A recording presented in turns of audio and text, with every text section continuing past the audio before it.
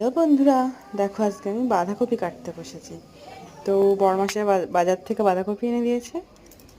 বা ছোট্ট একটা বাঁধাকপিটা কেটে ভালো করে ধুয়ে নিলাম।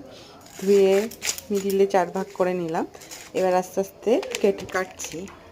বাঁধাকপিটা ছোট কিন্তু পুরো জাবদা, সুন্দর। এক ফালি দু ফালি করে এক এক ফালি কাটা হয়ে গেল, আর এক ফালি হলো। এরকম করে আমি পুরো পুরো বাঁধাকপিটাই কেটে নেব সুন্দর করে। দেখো সুন্দর বাঁধাকপিটা কাটা হয়ে গেছে পুরো, কি সুন্দর সবুজ সবুজ লাগছে দেখতে।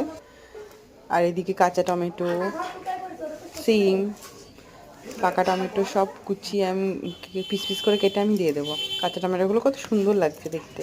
কাঁচা টমেটোগুলো বাঁধাকপির মধ্যে দেবো। এদিকে সিমগুলো হাতে নিয়েছি, এগুলোও আমি বাঁধাকপিতে দেবো। কাঁচা লঙ্কা ফেলে নেব।